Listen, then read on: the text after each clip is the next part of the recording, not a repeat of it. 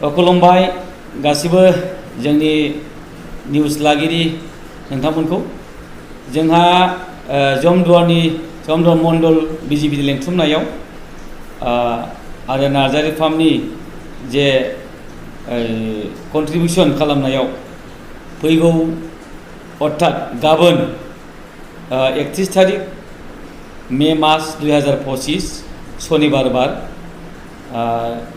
10:30 रिंगानिफ्राय फुंनि 1टा बेलासिसिम जोंहा सामथाइबारि एलपि स्कुलाव अर्थात जारागुरियाव मोनसे मेडिकेल केम्पनि थाखाय आयोजन खालामनाय जादों।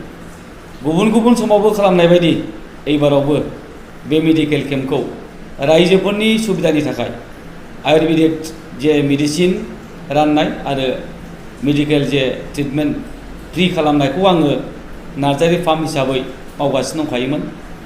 दा बैबारावबो गिबि खेबनि थाखाय अर्थात बे बोसोरनि गिबि खेबनि थाखाय जोङो सामथाइबारि एलपि स्कुलाव जारागुरियाव गाबोननि सानसेनि हाबाफारि लानानै जोङो खालामनो थांगासिनो दङ।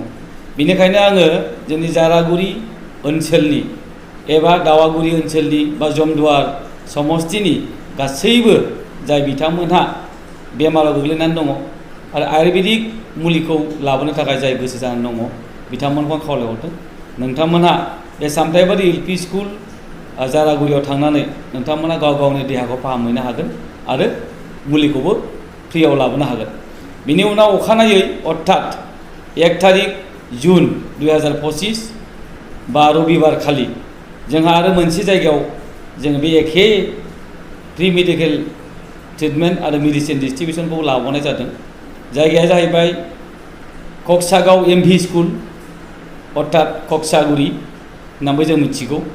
कक्सागाव एमभि स्कुलावबो जोङो बे एखे फ्रि ट्रिटमेन्टखौ लानो थांगासिनो दङ। बेवहायबो जमदुवार बिजिपि मण्डलनि बानजायनायाव आरो नार्जारि फार्मनि सहयोग खालामनायाव अर्थात स्पन्सार खालामनायाव बे मेडिकेल केम्पआ जानो थांगासिनो दङ। बेनिखायनो आङो बे कक्सागुरि ओनसोलनि गासैबो रायजो राजाफोरखौ जाय बिथांमोनहा बेमाराव गोग्लैसोनानै दङ बिथांमोनखौ जाहाथे बे बुंखानाय बा होनखानाय जायगायाव आरो थि समाव थांनानै नोंथांमोना ट्रिटमेन्टखौ लानो हागोन आरो मुलिखौबो लाबोनो हागोन। थ' आं गासैबो जमदुवार ओनसोलाव जाय बिथांमोनहा बेमाराव गोग्लैनानै दङ सानाय सुनाय हाइपार एसिडिटी लोगोसे जाय बिथांमोना सुगाराव भुगिनानै दं जाय बिथांमोना हाइ प्रेसाराव भुगिनानै दङ बे बिथांमोनखौ मोजां ट्रिटमेन्ट लाहोनो थाखाय मोनसे नार्जारि फार्मनि गिदिर मोनसे मिशन।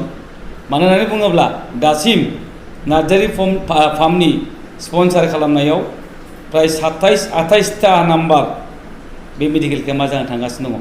बेनिखायनो आं रायजो नोंथांमोनखौ खावलायहरदों नोंथांमोना थि समाव थांनानै गाव गावनि देहाखौ थिग लाखिनो थाखाय बे नाम खारिनाय जायगाफ्राव जाय जायनि खाथि खाथिनि जे सुबिदा गाव गावनि सुबिदाखौ लानानै बे थि समाव थांनानै नोंथांमोनहा ट्रिटमेन्टखौ लानो हागोन। गोजोन्थों।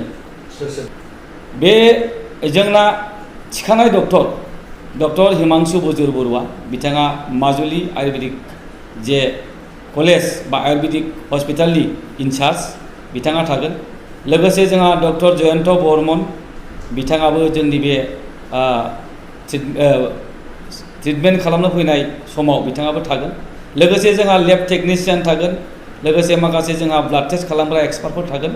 बेनिखायनो जों गासिबो खावलायहरदों नोंथांमोना जाहाथे गाव गावनि देहाखौ गोग्गो आरो थिग लाखिनो थाखाय थि समाव फैनानै गाव गावनि देहाखौ जाहाथे ट्रिटमेन्ट लाफैयो बेखौनो आं गुरै खावलायहरदों।